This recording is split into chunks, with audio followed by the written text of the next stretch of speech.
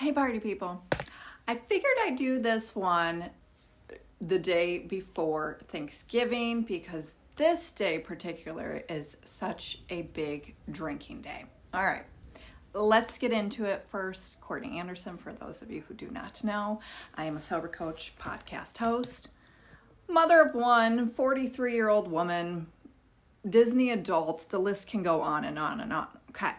But what I want to talk to you today is about this article that SelfMagazine had somebody write about and posted it on the website, and where they got this wrong, because they got it wrong. First of all, we take the Fab Four from the 90s. You know, if you have not watched Sex and the City, I highly recommend that you do it. Save yourself and do not watch And Just Like That. Just end it. End it at movie number 1, okay?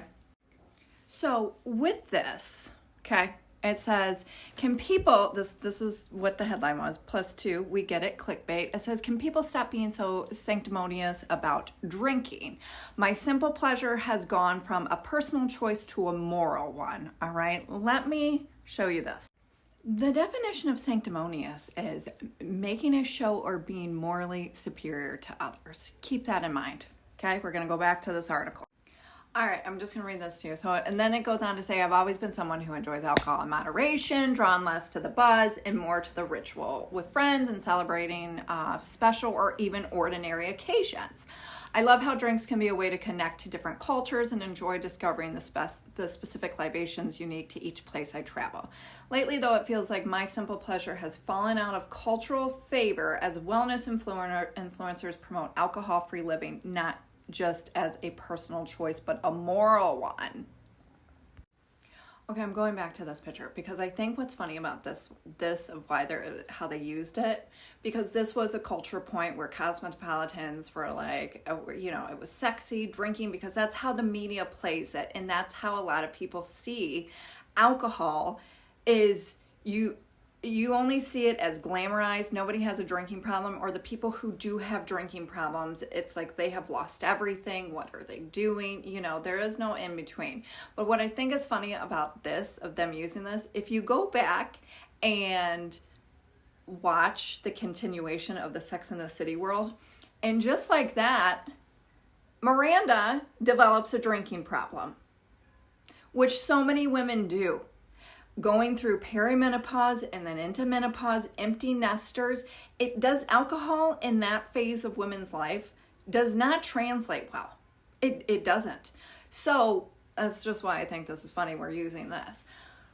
But where Self got this wrong was like, aren't you guys like a health and wellness website or a magazine? Because there is nothing healthy about alcohol. With that being said, though, if you drink, then that is your decision to drink, and nobody should make you feel any certain type of way about it. And if you feel any certain type of way about it, it's because it's triggering you in some way because of maybe that relationship you have with alcohol. Maybe Ronnie doesn't really moderate drinking. I don't know why this ticked Ronnie off so bad, where this person had to go and write an article about it. Because it's now, with articles and bullshit like this out, it's an allowance. You're going back to years and years and years ago where all of this has been suppressed and not talked about.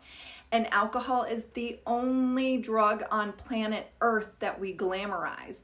If I went to Thanksgiving dinner or Christmas and brought crack or cocaine and heroin and started using it, everyone would be like, oh, Jiminy Crickets, what are you doing, Courtney? But if I went to a holiday get together and started drinking and drank after 13 years of not drinking, not a lot of people would say anything to me. Why? Because it's illegal and how it's been talked about for so many years in this world and in this culture. If you go back to what Ronnie is saying of how alcohol connects people. You don't need alcohol to connect with a human being.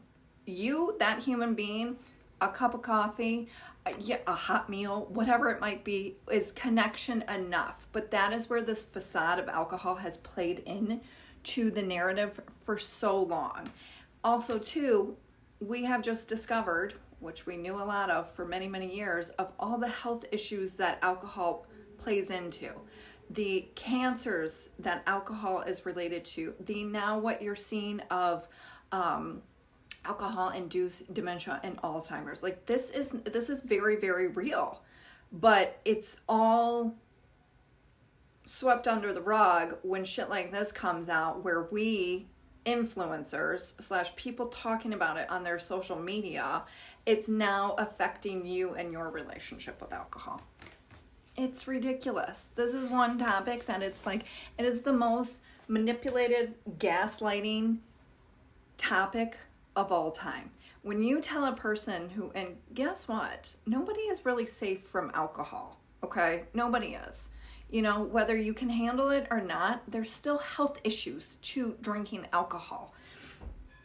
Again, I fell into this narrative before I quit drinking 13 years ago, and in my active addiction, I was like, oh my God, people are going to judge me, you know, or people are going to think that I'm judging them.